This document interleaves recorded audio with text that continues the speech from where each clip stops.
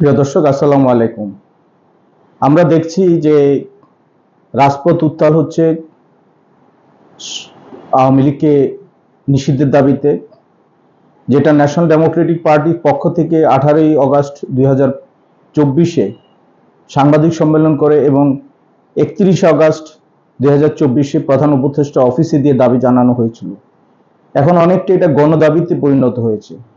তো আমরা দেখছি কিছু ছাত্র এবং জনতা রাস্তা ব্লকেট করে এই দাবি আদায় করতে চাচ্ছেন, যেটা আমরা সমর্থন করি না। এই জন্যই যেহেতু বিগত 15.5 বছর ফ্যাসিস্ট সরকার বিরোধী আন্দোলনের পরে জনসমর্থিত একটা অন্তর্বর্তীকালীন সরকার প্রতিষ্ঠিত হয়েছে, সুতরাং এখন এই মুহূর্তে মানুষকে কোনো একটা চলাচলে অসুবিধা করা আমাদের জন্য সমীচীন হবে না। আমরা এখন জনগণের সুবিধাই আমাদেরকে দেখতে হবে। আমরা জানি এখন যারা আন্দোলন করছে তারাও একটা সরকারের পার্ট, কারণ এনসিপি যেটা বলে থাকে যে সরকার সমর্থিত দল এবং এনসিপিরই লোকজন সরকারের মধ্যে আছে। তাই এই দাবিটা এভাবে ব্লকেট করে করাটা কতদূর সমীচীন সেটা এখন ঠিক বলা যাচ্ছে না। তবে আমি বলতে চাই এই দাবিটা গণদাবি, তবে এই দাবি আদায়ের জন্য কোনোভাবে যেন জনভোগান্তি না হয় সেদিকে আমাদেরকে লক্ষ্য রাখতে হবে। আমরা আরেকটা জিনিস লক্ষ্য করছি যে এই দাবির প্রতি অনেকেই বাহির থেকে যারা জনপ্রিয় ইউটিউবার বা অন্যরা আছেন তারা এখন অনেকটা সরকারের বিরুদ্ধে কথা বলছেন।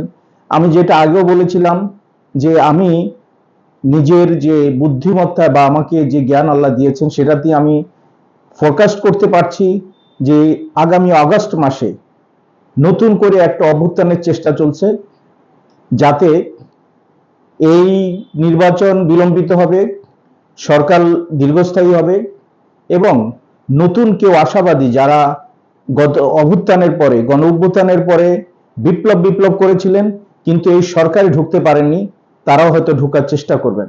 তা আমি সবাইকে বলবো যে আপনারা সতর্ক থাকুন, সাধারণ মানুষ এবং রাজনৈতিক নেতৃবৃন্দকে, রাজনৈতিক দলসমূহকে, যে আমরা চাই না বাংলাদেশে আরেকটা বিপ্লবের পরিস্থিতি হোক বা কোনো স্বার্থান্বেষী মহল বিপ্লবের কথা বলে এখানে ঢুকে আমাদের নির্বাচনকে বিলম্বিত করুক।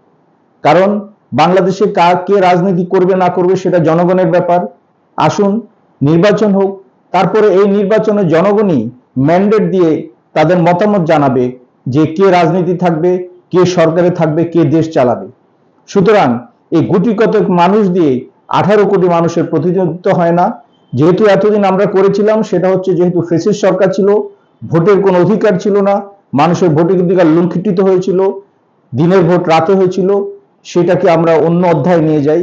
কিন্তু আমরা ভবিষ্যৎ চিন্তা করতে হবে যে এখন যেহেতু একটা জনগণের প্রতিনিধিত্বশীল সরকার গঠিত হয়েছে এবং এই সরকারের প্রধান কাজ হচ্ছে একটা অবাধ, নিরপেক্ষ এবং সর্বদল গ্রহণযোগ্য একটা নির্বাচন দেওয়া, যেখানে প্রত্যেকটা আমরা ভোটার তার নিজের ভোট নিজে দিয়ে জনপ্রতিনিধি নির্বাচন করবে। তাই আমরা এই জনভোগান্তিতে না গিয়ে কিভাবে এই আওয়ামী লীগ নিষিদ্ধ বা অন্যান্য আমাদের গণদাবি আদায় করা যায় সরকার থেকে সেটা আমরা চেষ্টা করব। তবে সবাইকে সতর্ক থাকতে হবে যেন কোনো অবস্থাতেই অগাস্ট মাসে কোন নতুন করে বিপ্লবের পরিস্থিতি না হয়। সবাই সতর্ক থাকবেন। আমরা আশাবাদী যে এই বছরেই আমরা নির্বাচন পাব এবং আমরা নিজের ভোট নিজে দিয়ে গণপ্রতিনিধি নির্বাচন করব, যে গণপ্রতিনিধিরা সংসদে বসে সিদ্ধান্ত নেবে যে কারা রাজনীতি করবে এবং কাদের সাজা হবে না।